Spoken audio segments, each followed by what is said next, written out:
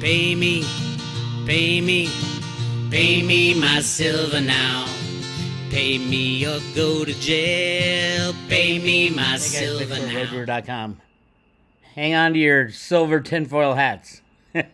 All you conspiracy crazies out there. Silver's on a roll again.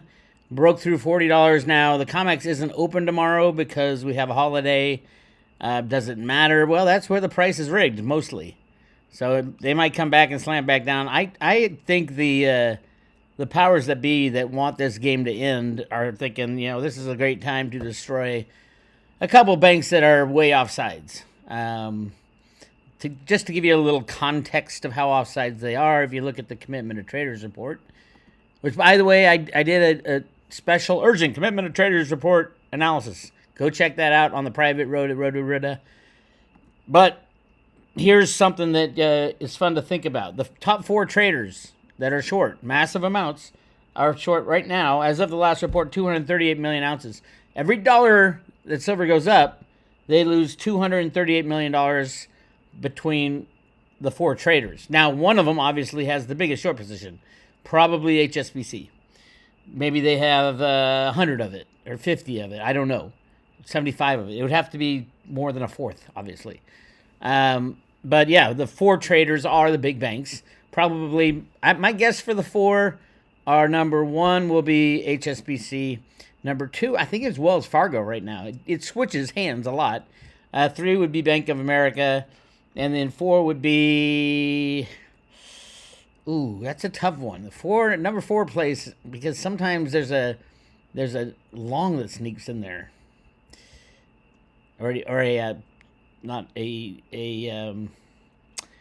An other, because it's not categorized by other than the size of the trader. So it might be BlackRock. I don't know. It actually makes more sense than anybody else. BlackRock. Let's just say it's BlackRock. And then there's the 8 traders who are short 346 million ounces, meaning every dollar silver goes up, they're going to lose $346 million on their position. Now, they might have physical silver somewhere that they're actually trying to hedge. Very little of that is hedgeable. No matter what Jeffrey Christian tells you, he'll tell you there's 6 billion ounces that can be hedged. That's bullshit. Very little silver is actually hedged because people lose money. You lose money. Well, miners don't hedge anymore for the most part. Sometimes it's part of a banking deal because the bankers want to suck them in. Guys like coin dealers will hedge. Andy Sheckman would hedge, but not a lot. It's how much inventory do they really want to hold? And then, the process of moving it from the mine site to the refiner and all that, maybe, I would guess probably 75 to 100 million ounces are hedged legitimately. Now, then you have your ETFs, which apparently the bankers want to say, yeah, we're hedged with that. Our short position's hedged with the physical metal from the ETFs. They don't own that metal in the ETFs. They just don't own it. And by the way, did you guys take a look at what the hell is going on over there at SLV? Look at this. This is the SLV short position.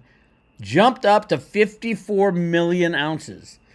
So anybody who has a share in SLV, you don't have a share. That your share is one of those that they shorted.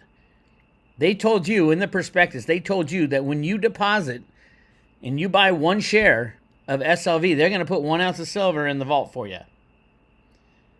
Well, they lied. They're shorting silver. Right now, it's jumped to 54 million ounces. That's big. I mean, you can go back. There's been times it's been bigger. Like right here is 62. That's just criminal. But mostly it's down below 20, the low 20s. 54 million ounces right now short position on SLV, meaning they got to cover it somehow. Either they got to deposit the metal or they got to, I don't know what else can they do? I don't know what else they can do. They can surrender some shares, but see the COMEX shorts don't have a lot of SLV silver. It's mainly held by other like investment type entities. So, yeah, I don't know what the hell's going on there, why that's allowed. Maybe, let's go ask the CFTC. Wait, I forgot. Commissioner Kristen Johnson will not be here on Tuesday. So I don't know why her face is up there. Her last day was Friday. Well, actually, they said it would end on the 3rd. When's the 3rd? Wednesday. Her last day is Wednesday.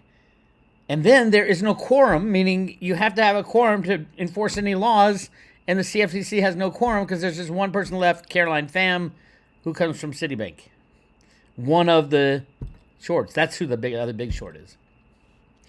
Yeah, Citibank has the SLV short, or so they claim.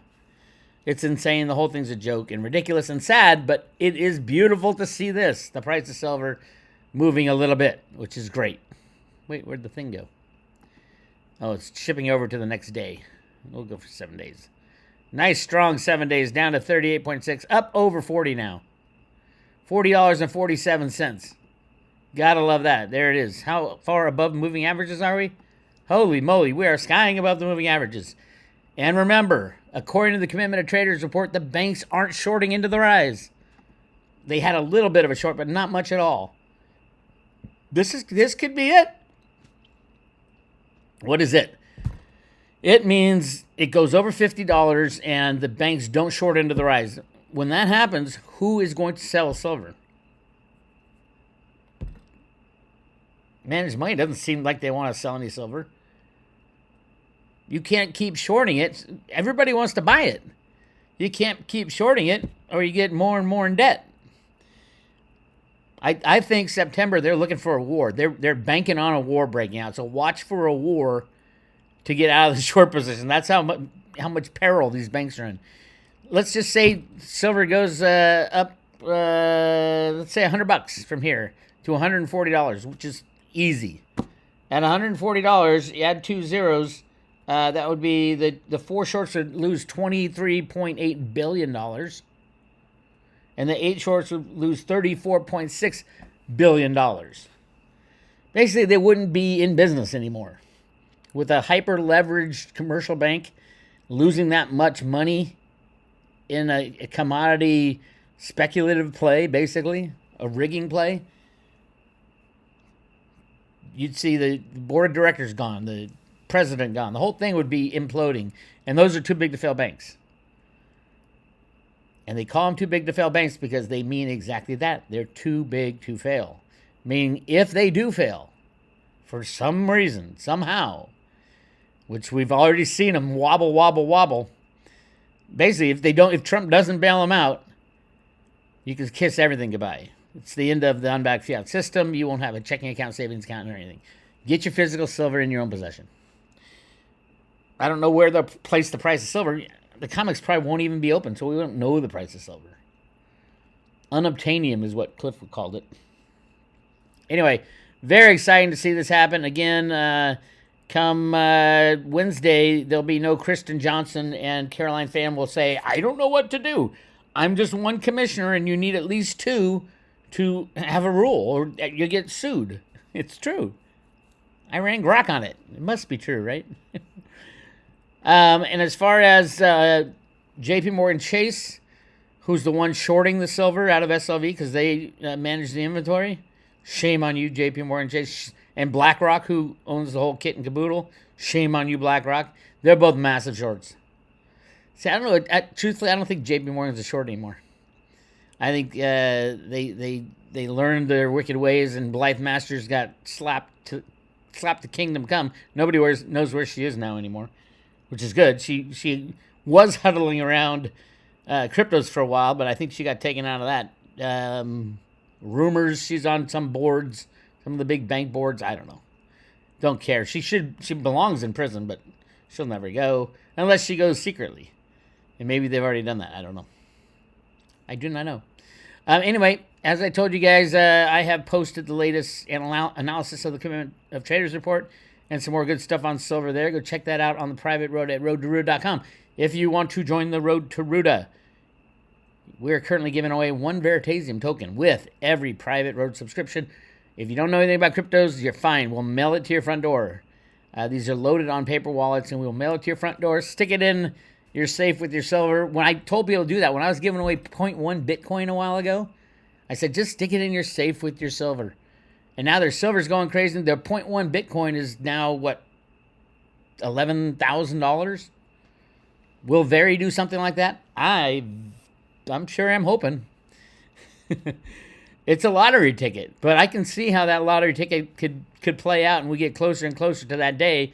We hear a lot about the SEC cases that are getting thrown out. So hopefully they'll just throw out Reggie's case. He can continue on his way.